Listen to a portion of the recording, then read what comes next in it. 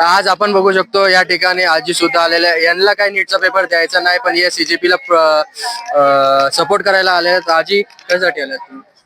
मला म्हणजे सीजेपीला सपोर्ट करायला झाले मी. हे शिक्षणामध्ये जे चाललेलं आहे, पेपर फुटीचं, टीईटीचं पेपर फुटला, नीटचे पेपर फुटले, विद्यार्थी आत्महत्या करतायत, हे कुठेतरी थांबवणं गरजेचं आहे. विकास म्हणजे नेमकं आपले मेन उद्देश काय? विकास आहे. आपल्याला देशाचा विकास करायचा आहे. देशाचा विकास म्हणजे काय? इथे प्रत्येक व्यक्तीचा, प्रत्येक विद्यार्थ्याचा विकास गरजेचा आहे. आणि एवढे जण म्हणतायत, आता हे लोकतंत्र म्हणताय तुम्ही, लोकशाही म्हणताय, जर एवढ्या जणांचा विरोध आहे तर तुम्ही सोडा ना खुर्ची. हे तुम्हाला का वारसा हक्काने मिळालेली खुर्ची नाहीये? हे वारसा हक्काने मिळालेली खुर्ची नाही. एवढ्या जणांचा विरोध आहे तर तुम्ही खुर्ची सोडा ना. का हे मेल्यानंतर एक देशाचा एक वैज्ञानिक देशासाठी जीव द्यायला तयार आहे, आणि इथे तुम्ही एवढे विद्यार्थी इथे आत्महत्या केलं तरी तुम्ही खुर्ची सोडायला तयार नाहीये. तुम्हाला खुर्ची वारसा हक्काने मिळालेली आहे का? आम्ही जर तुम्हाला म्हणतोय आम्हाला नाही पाहिजे खुर्ची सोडा तर सोडा ना. का तुम्ही या विद्यार्थ्यांचा जीव घेताय? का ते वैज्ञानिक मारायला बघताय तुम्ही? जी.डी. अगरवाल गेले तसे हे पण वैज्ञानिक जातील. तुम्ही त्यांना वाचवायचा प्रयत्न करा. अरे त्यांच्यासाठी सोडा तुम्ही खुर्ची. आम्हाला नाही पाहिजे, गरज नाहीये तुमची. एवढे जर विद्यार्थी आत्महत्या करतायत तुमच्यासाठी तर तुम्ही खुर्ची सोडा ना. लोकशाही आहे ना. तुम्ही काय वारसा हक्काने मिळालेली खुर्ची नाहीये ती तुम्ही खुर्ची सोडा. हे म्हणजे हा जो विनाश चाललाय तो थांबवा कुठेतरी. विद्यार्थ्यांचा जीव चाललाय, विद्यार्थी आत्महत्या करतायत, ते थांबवा कुठेतरी.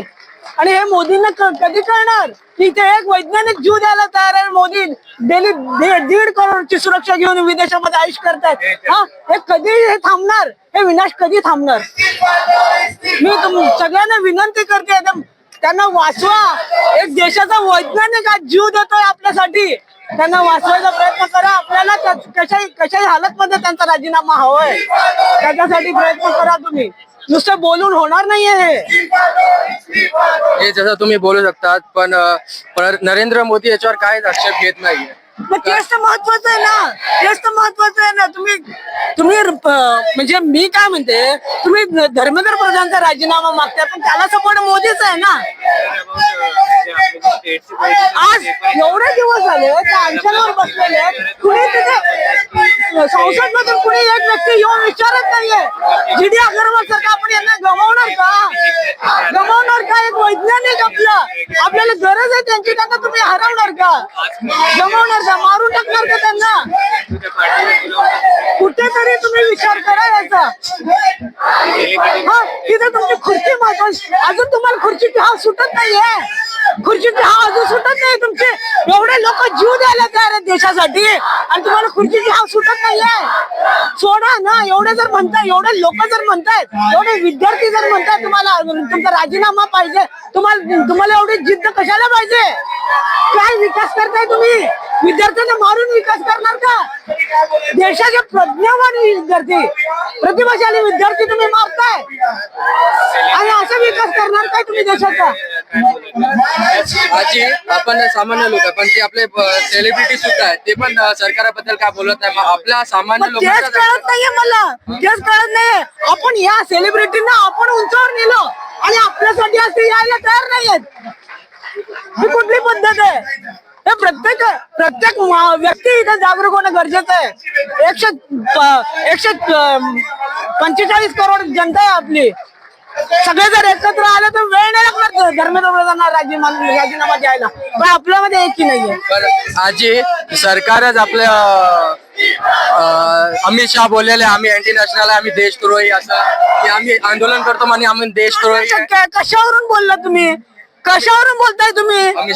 आणि तुम्ही एवढा भ्रष्टाचार माजवलाय, एवढ्या लोकांना मारून टाकलाय तुम्ही, एवढ्या विद्यार्थ्यांना. इकडे पेपर फुटी होते, नीट सारखे विद्यार्थी आज आत्महत्या करतायत. आणि हे अँटी नॅशनल नाहीये. तुम्ही अँटी नॅशनल कशाला बोलताय? आम्ही हे लोकतंत्र आहे, आम्हाला बोलायचा हक्क आहे, आम्हाला अधिकार आहे, आणि आम्हाला कसं तुम्ही अँटी नॅशनल म्हणताय? आणि तुम्ही काय हुकुमशाही चालवली काय? ते तुम्ही काय वारसा हक्काने मिळालेली खुर्ची आहे का तुमची? आम्ही जर म्हणतोय तुम्हाला सोडा तर तुम्हाला सोडावं लागेल ना. आम्ही जर तुमचा राजीनामा मागतोय तर तुम्हाला राजीनामा द्यावा लागेल ना. ते आपण त्यांचे बघू शकतो तर सोडतच नाही खुर्ची, कारण की त्याला सत्तेमध्ये राहायचं आहे. ते बोलतात की काँग्रेस एवढं कसली लोकशाही आहे ही, कसलं लोकतंत्र आहे? काय चालवलंय काय तुम्ही हे? ते आपण बघू शकतो. पण जसं की अरे विकास विकास सबका विकास याचा अर्थ काय आहे? विद्यार्थ्यांना मारून तुम्ही विकास करणार का देशाचा? हा? आणि, मी सगळ्यांना एक विनंती करते, सगळेजण एकत्र या. नाही तर जी डी अगरवाल सारखा आपण एक शास्त्रज्ञ गमावू. ज्यांची गरज आहे आपल्या देशाला, ज्यांनी देशासाठी जीव द्यायला तयार आहे, त्यांना वाचवा. सगळेजण एकत्र या, वाचवा त्यांना. त्यांचा जीव खूप अनमोल जीव आहे. एवढं म्हणजे त्यांनी देशासाठी केलेलं आहे ना, एवढे त्यांनी म्हणजे आईस तू बनवलं त्याने. आणि आपल्या इंडियन आर्मीसाठी पण इंडियन आर्मीसाठी त्याने टेंट बनवलेलं आहे. असं वैज्ञानिक तुम्ही गमावणार का? देशाला त्यांची गरज आहे. आज सगळ्या देशामध्ये त्यांचा सन्मान आहे. आणि त्यांना तुम्ही जेलमध्ये टाकलाय का रे? काहीतरी विचार करा, काहीतरी शरम करा रे, काहीतरी शरम करा. अशा व्यक्तीला तुम्ही जेलमध्ये टाकताय. बोलतच नाही ते. का नाही बोलत आहे? शिवसेना असू द्या. आता हे आमदार फोडतायत, खासदार फोडतायत, मग कोण त्यांच्या विरोधात बोलणार? सगळ्यांना जर पैसा मिळतोय, 50 कोटी 100 कोटी जर पैसा मिळतोय, कोण त्यांच्या विरोधात जाणार आहे? पैसा म्हणजे तुम्ही बिकाऊ झालात का? बिकाऊ झालात का? काय लोकतंत्र चालवणार तुम्ही? आणि हे फडणवीस तुम्हाला शोभलं का? भाड्याचे तट्टू, त्यांना कुत्र विचारत नाही. अरे आज तुम्ही विचार करा, तू मुख्यमंत्री, तू अर्थमंत्री, तू गृहमंत्री, तू कायदा मंत्री, आज तुझं श्राद्ध करतात रे. आपली जनता तुझं श्राद्ध करताय आणि तू म्हणतो हे भाड्याचे टट्टू हे आणि काय बोलला तो, ज्यांना कुत्रा विचारत नाही, ज्यांचे वोट घेऊन तो आयुष करतोय, त्यांना तू कुत्र्यापेक्षा निपत्र बनवलं का? अरे काहीतरी शरम कर. आम्ही प्रश्न विचारला तर तो व्हिडिओ डिलीट करतो. काहीतरी शरम कर. बायकोचा प्रश्न विचारला तर त्याची बायको प्रत्येक नारी जातीचा तिने अपमान केलेला आहे. नारी जातीचा तिने माफी मागायला पाहिजे. ते सोडून त्याचा प्रश्न विचारला तर तो म्हणतो माझ्या लेवलचा प्रश्न विचारा. अरे तुझी लेवल काय आहे? माझ्या समोर ये, तुझ्या लेवलचे प्रश्न मी विचारते, ये माझ्या समोर. काय पण तू म्हणाले तसं बोलशील का? अरे तू एवढ्या मोठ्या हुद्द्यावर आहे, काहीतरी बोलताना विचार करून बोल. तुला शोभेल असे शब्द वापर. काय पण बोलशील का तू? जनतेला कुत्रा बनवशील का तू? काहीतरी लाज कर. ते आता आपला एक वोटची किंमत सुद्धा ठेवत नाहीये. असं एका वोटीची किंमत आपली. अरे जर एवढा मला एक विचारायचंय, एवढ्या जणांचा विरोध असताना तो निवडून येतोच कसा? निवडून येतोच कसा? लोक श्राद्ध करतायत, चपलीनं हाणतायत, टाळ्या फासतायत, मयत करतायत त्याची. तू निवडून येतोच कसा? तुला कोण कुत्रे विचारायला लागलाय? बरं कोण कुत्रे विचारायला लागलाय तुला? काय समजतोय तू स्वतःला? काय तुझी लेवल आहे सांग बरं मला. आणि आमचे व्हिडिओ डिलीट करून टाकतोय तो. आणि हे जे लोकशाहीमध्ये आपण मंत्र्यांना निवडून आणतो, त्यांची पगार फक्त 60-70 हजार असतात. त्यांची करोडोची प्रॉपर्टी कुठून येतात? निवडून आणतो म्हणजे काय? निवडून आणतो म्हणजे काय? आता तर तुम्हाला माहित आहे, ही आमचा घोटाळा हे कोणालाही वोट दिलं तर त्यालाच जात आहे. निवडून येतो म्हणजे आता तुम्ही विचार करा, आज बोलू नये पण मी तुम्हाला सांगते, थलापती जो आहे ना स्वतःच्या पैशावर आलेला तो. आणि हा इलेक्शनच्या वेळेला एवढा पैसा मी आरटीआय टाकून घेतलेला आहे, हिशोब घेतलेला आहे. तिथे 2000 कोटी दाखवलेलं आहे. आता महाराष्ट्राची जनता आहे 13 कोटी. 2000 कोटी तो पण खोटा आकडा आहे. तू 5000 कोटी इलेक्शनसाठी खर्च करशील. तुझ्या उन्हाळी अधिवेशन, पावसाळी अधिवेशन याचा खर्च काढ. जनता किती आहे, तू खर्च किती करतो आणि कोणाचा पैसा खर्च करतो? हा जनतेच्या कष्टाचा पैसा आहे, त्याचा आदर कर तू. तुला कशाला पाहिजे? 20 लाखाचा बेड पाहिजे तुला, 20 लाखाचा किचन पाहिजे, कशासाठी पाहिजे? कोणाचा पैसा हा? तुला आयुष करायचं तो स्वतःच्या जीवावर कर. हा जनतेचा पैसा आहे, जनतेच्या कष्टाचा पैसा, त्याचा आदर कर. थलापती स्वतःच्या पैशावर निवडून आलेला आहे, जनतेचा पैसा उधळून नाही. तू इलेक्शन आले एवढा पैसा उधळतो ना, बेहिसाब पैसा उधळतो. तर आज आजीचा एवढा आवेश निघाले आहे जनतेवर. त्यांनी त्यांच्या माध्यमातून सांगितलं एवढा पैसे ते उधळतात, जनतेचा पैसा जे एवढा उधळतात, तो पैसा आमच्या टॅक्सच्या पैशाने येतो, आमचा पैसा असतो, तो आमच्या कष्टांचा पैसा असतो, पण आमच्या कष्टांच्या पैशाचा आज ते लोक विदेश दौरा करतात, मोठ्या मोठ्या गाडीमध्ये फिरतात, ते फुकटच्या घरामध्ये राहतात, फुकटची वीज वापरतात, सगळं त्यांना फुकट असते. अरे ते म्हणजे जनतेच्या पैशाचा कुठून आणणार, फेडणार कुठून, एवढे पाप कुठून फेडणार? हे आज आजीने आपल्याला सांगितलेलं आहे की एवढा मोठा सायंटिस्ट असून द्या, तो आज आपल्यासाठी उपोषणाला बसला आहे, पण सरकार अजून काय दखल घेत नाहीये. तर हे सरकारचे डोळे उघडणार कधी? आज सोनम वांगचुक, अगर सोनम वांगचुकला काहीतरी झालं तर देश काय करणार आहे? तर सोनम वांगचुकचा वाट बघतो की सोनम वांगचुकला काहीतरी झालं पाहिजे, तेव्हाच आम्ही बाहेर निघूया, तेव्हाच आम्ही काहीतरी करणार.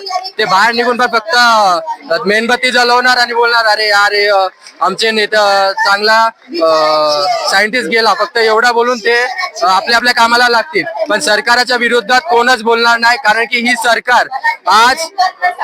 सरकार आज सगळ्यांना दबावात आणण्याचा प्रयत्न करतात. हे आपल्याच पैसे घेऊन आपल्यावरच दबाव आणण्याचा प्रयत्न करतायत, जे आपल्याच पैशाने विदेश दौरा करतायत, रस्ते बांधतायत आणि त्याच्यातून पण बोलतायत की आम्ही जे करतो तेच बरोबर आहे, तुम्ही आवाज उचलला तुम्ही देशद्रोही आहे. तर ते आपल्याला बोलतायत. ते आता या वयात लॉची डिग्री घेत आहे. लॉची डिग्री कशासाठी घेत आहे की जे आपल्या महाराष्ट्रात 5 करोड जे केसेस पेंडिंग आहेत त्यांची ते भारतामध्ये जे 5,000 केसेस पेंडिंग आहेत त्यांची ते म्हणजे सॉल्व्ह करायची ट्राय करू शकतात. त्यासाठी आजी तुमचा कार्ड दाखवा. प्रॉपर सोलापूरची राहणारी आहे, लॉची स्टुडंट आहे.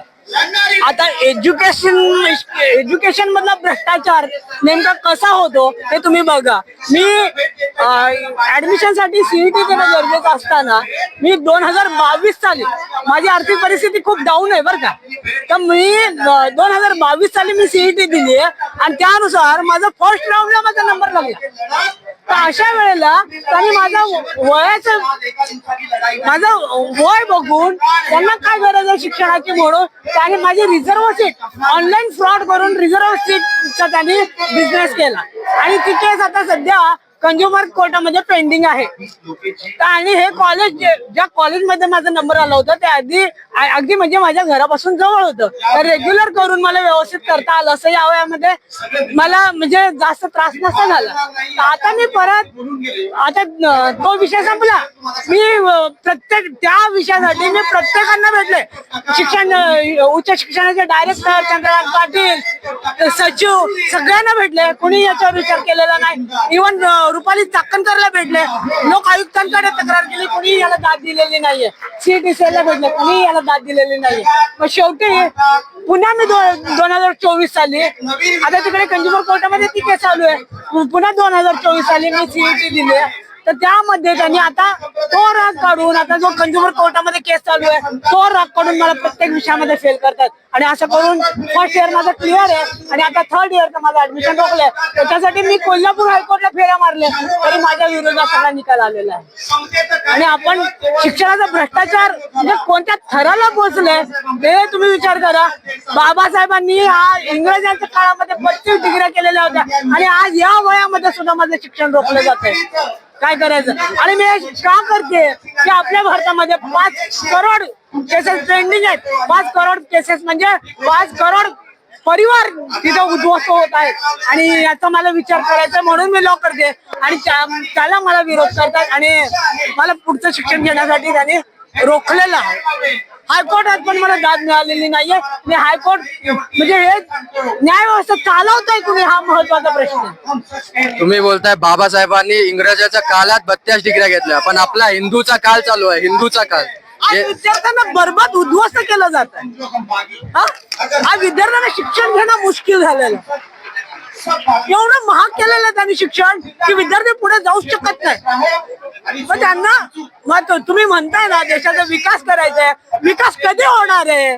विद्यार्थ्यांचा तुम्ही विकास केला तर तुमचा विकास होणार आहे ना. विद्यार्थ्यांना तुम्ही आत्महत्येला प्रवृत्त करून तुम्ही विकास करणार का देशाचा? कोणत्या क्षेत्रात नाही असं नाही, फक्त एज्युकेशन मध्ये भ्रष्टाचार असं नाही आहे असं काय नाहीये. कोर्टामध्ये काय चाललंय, कोण चालवतंय हे न्याय व्यवस्था कोण चालवतंय? का प्रत्येक जज आज यशवंत वर्मा का झालाय? तुम्ही बोलताय आज कोर्ट मध्ये पण आमची दखल घेतली जात आहे. 40 वर्ष केसेस चालतात, काय एवढे परिवार उद्ध्वस्त करतात? आज आम्ही संविधानाचा आदर करतोय म्हणून आम्ही संविधानाचा आदर करतोय, आम्ही त्या खुर्चीला आम्ही गॉड ऑफ जस्टिस मानतोय म्हणून आम्ही हक्काने न्याय हा प्रत्येकाचा हक्क आहे, आम्ही हक्कासाठी आम्ही लढतोय आणि तिथे पण न्याय भेटत नाही. 30 वर्ष 40 वर्ष माणसाच्या जीवनात राहिलं काय? किती परिवार तुम्ही उद्ध्वस्त करताय? आज आजी एवढ्या वयामध्ये सुद्धा लॉची डिग्री करते.